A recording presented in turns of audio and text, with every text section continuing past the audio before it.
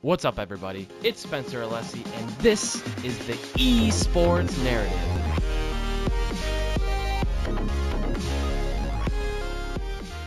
This is episode 8, and today I'm talking with Danny G. Danny was previously the community director, HR rep for Astral Authority, the talent acquisitions officer for Lethal Gaming, and a community member for AS1 Network. Danny, welcome to the show. Fill in any gaps or anything I got wrong, and tell us a little bit about how you got into esports. Hey, how are you? I really appreciate you putting me on the show, the podcast, in terms. Well, there's like a lot of things that actually contributed into me actually getting to those positions in terms. Determination was one of them. And it's just like, you have to have the full-on thought you want to be someone in the esports like industry in order to like really go far. And like, you have to just figure yourself out. You want to see what you like. Mm-hmm. Yeah, that's good advice. Now, what does esports mean to you? If you had to define it to someone, or if you ran into someone on the street who you didn't know and they asked you what esports was, what would you say to them? I'm gonna probably give them a full-on story, and they wouldn't believe me. They would probably laugh in my face.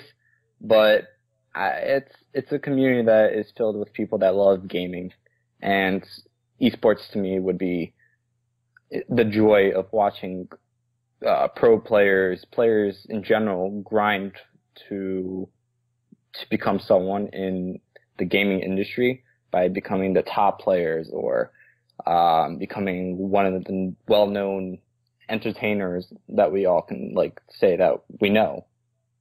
Now, do you think it's important that we have or we build up brands and personalities in esports, like, you know, some of the big names from teams like Straight Rippin' and Splice and Optic, you know, some of the famous players? Do you think it's important that we as a community build up these profiles and these athletes, quote unquote, if you want to call them that, whatever you want to call them? Do you think it's important that we build up these brands of these personalities, and do you think that will help the industry kind of adopt it more widespread?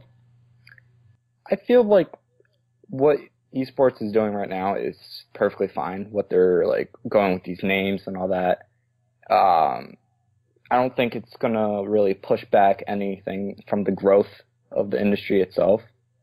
It's gonna continue to grow no matter what, and all these brands and stuff are gonna continue to grow. Sadly, at times it's always gonna be like money situation, but then again, it's also personality. Mm-hmm. Who's the most exciting team for you right now across, you know, any game? Across any game, I would say there's quite a few teams that I have in mind, but the only team right now that I have in mind that are amazing, that are a family, it's Straight Rippin'. They're really awesome people. I've become friends with them, and I can't help but I like them.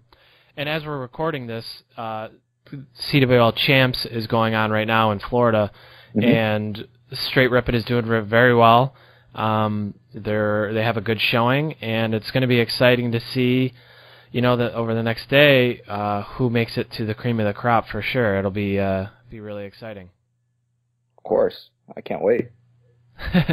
So, transitioning a little bit, I always like to talk to my guests and give a little bit of a story arc of what's your worst moment so far in the industry, and something that you think you know, could have been better if in retrospect. There's quite a few things that I ran into while like really going in on my growth process, my journey, and quite a few of the things were misunderstanding from many people that like have their own opinions, and they like to push out their opinions in some pressurized way. There's a lot of like sneaky people that I don't really necessarily like, that you can find anytime. And you may have heard many like situations like, I don't know, for instance, the scandal with Denial Esports, that they did not pay their team or something like that, right? You hear that. That's something that you don't want to hear. That's something that you don't want to recognize in esports because that puts a bad name. Mm-hmm. How important do you think it is to communicate, whether it's communicating as a team individually, or how important is that communication from a team aspect? Throughout my time, like working with organizations such as Astral Authority, AS1 Network, or even Lethal Gaming, communication was everything. And if you did not communicate in one organization or another, you would not go that far. Communication leads to everything. Yeah, communication leads to trust, and trust leads to speed. And when you're on the same page and you have that transparency and that trust in one another, not only can you accomplish things, but you can move faster, and it makes life so much more easier. Oh, yeah.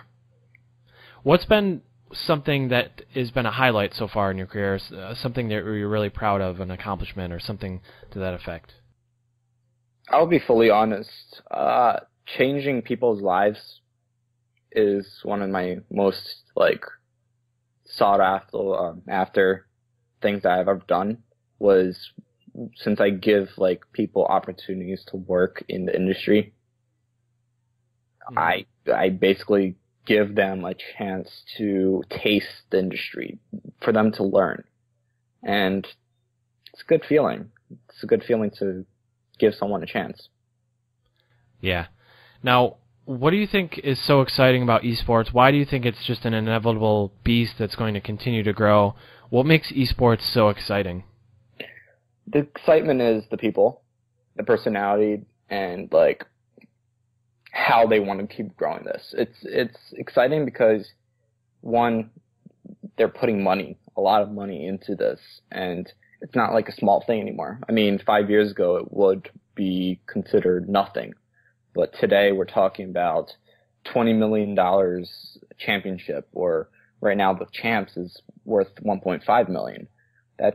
That's really exciting in money aspect, but in social aspect, you have so much people that you can actually associate with that love gaming as much as you do. Mm-hmm. Now, on the same note, with it being exciting and stuff like that, do you see more brands outside of esports coming in?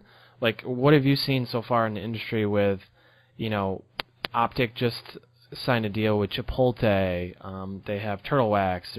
There's organizations that have Mountain Dew, and I think even some of them have Gillette, razors and shaving cream and stuff like that. Do you see that as becoming more and more of a trend of other brands outside of esports coming in to get some of those get some of the consumers that are in this age group? I will tell you straight up, that is going to continue to grow no matter what. Though all these brands that are hopping into esports, they're seeing where all the excitement is going, for all the young people, for all the people that have the love for gaming. For instance, Straight Rippin had if you know T-Square, right? Mm-hmm. He was on a bottle of, I believe, was it Pepsi, or I'm not sure which one. It was on the Coke brand, right? He had his face on there. Having that type of style, like Mountain Dew having Optic with their faces on there or something like that, right?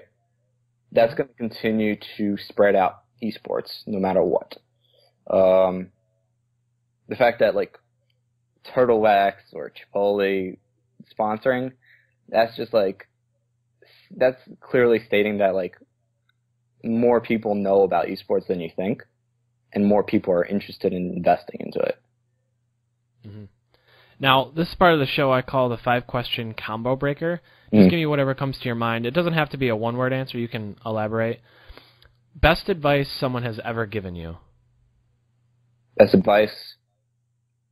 Best advice would be yourself. Just be true and honest to yourself. The truth will shine through, kind of thing. Yeah, just be yourself. Don't be someone that you don't want to be. Straight up, you don't want to lie to anyone about anything. You want to be fully truthful what you do, and you want to just be determined to do it. Yeah, and I tend to. I mean, that happens in every industry, right? But it's especially happening in esports because there's so many young people entering the space that there's this kind of notion that you need to fake it till you make it, and there's a lot of fronting going on. And I think that that winners and people who are successful or people that can see through that will pick up on that, and you end up ruining your reputation, I think, when you go that route. Oh, badly. What do you think the esports industry needs to continue to grow and be successful? I believe it needs more people to look at it in a different aspect. Not like you're going to sit on your butt all day and play video games. Let's say, aka your parents. They believe in other options, like becoming a doctor and all that, right? The world needs to kind of grow out and say that this is a part of what we want to grow. It's something that we like. Just like sports. Football was nothing years and years ago, but then it became something because they all liked football. It's simple as like that. What's been the best play you've seen in esports, or the most memorable moment for you? There's so many good plays I've seen, inside or outside of let's say a competitive scene. Mm-hmm. It's hard to actually answer that one because there's so many like good situations, so many cool things that ever happened that I mean, I don't know, teams that I'm friends with, people that let's say, I just thought about it. My friends that I used to play OW with, Overwatch, mm-hmm. and it was on the console league, right? I used to play competitive Overwatch with them, and that scene that never went through, right? Next thing you know it, Paladin's console scene comes up, and I realize Strictly Business picked up a Paladin's team, and those names look really familiar, and I'm like, oh, wow, I know those guys. Ends up they win Valencia, DreamHack. Wow. It's incredible. I get to talk to so many cool people that I don't know. It's just an awesome industry. Mm-hmm. Share a resource that's been beneficial to you so far in your career. It could be anything. Most resourceful was Twitter. I'll be honest. I've met countless amazing people on there, and I've had so many great memories, reading awesome tweets from everyone and all that, and creating tweets and all that stuff. Twitter is just on the top. Yeah, it's like the water cooler of esports, right? Of course. Facebook would be probably coming in there soon. Mm-hmm. What's one daily habit that's been a big factor for you getting to this point?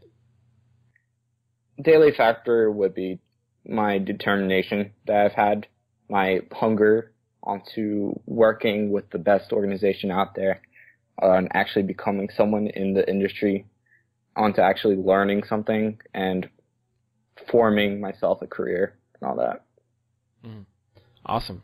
Now we'll close out the show with you giving us your perspective on what it takes to be successful in esports, or just share with someone who's looking to get into esports some things that they could do to get in with some organizations or get on teams and start building up their reputation for whatever it is they want to do, whether it's community management, social media, video work, graphic design, playing. Give a little bit of advice for someone who is trying to get into the industry and make a name. The biggest advice I can give you, and it will probably be a long one, and it would be mainly if you're young, I started off when I was 13 years old, and it was very difficult. All right, no one wants to really talk to a 13-year-old, 14-year-old, or a 15-year-old, or even 16, 17, and so on and so far until you have a degree. No one wants to talk to you, and I guess the hunger for you is determined by you. It's a long process. You have to have like the full determination in order to like research what you want to do. If you want to be a graphic designer, you design each and every day to see what your style is. And if it doesn't suit up, take inspiration from one of the top designers in esports. If you want to become a pro player in any scene, research that pro player in that scene and like watch how they play. Play on your level. If that's not good enough, up that level. Maybe take another hour or 2 hours of playing. If you can't do that, and you're like, let's say your parents are holding you back, try to explain to them what you want to do. If they're really against it, it's hard to say what to do. There's a lot of aspects that you want to do in order to get into the esports industry. And sorry for cutting you off. No, you're fine. And when you're that young too, getting into it, you really have to put your head down and work. You have to actually produce something, whether it's talent in a game or it's graphic design, and you put a lot of work into that. You actually have to do some work and have something that you can draw on and be like, this is the work I've done, and you can show kind of a track record, so to speak. Grow your experience. That's all I could possibly tell you. No one would pick you up if you come there with no experience, no background, if they don't know you, then there's no reason on to coming up to them. It's like the top reason, let's say from my reasoning, if I ever contact, or let's say an organization or business, they ask for a resume, they ask for my background information, they ask for everything. And if you don't have that, then there's no point in doing it, because that's just wasting their time. Mm-hmm. I'm not trying to say that in like an offensive way. I'm just saying you have to like build yourself before you continue to form yourself. Mm-hmm. Now, where can people engage with you online? What's your Twitter handle? My Twitter handle is DSynical,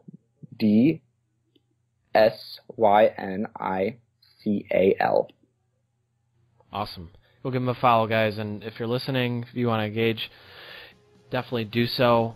I just want to thank you again for being on the show and sharing your esports narrative with the podcast listeners. And we look forward to talking to you again soon. And just thanks for coming on the show. I really appreciate it. Thank you. It was a good chat. Thank you, dude. And with that, I just want to remind everyone that if this all goes as planned, the show is just the beginning. Thank you, listeners. I really appreciate you. If you enjoyed this episode, please leave me a rating on iTunes. I would love a 5-star, but if you think I deserve a 1, let me have it and tell me why.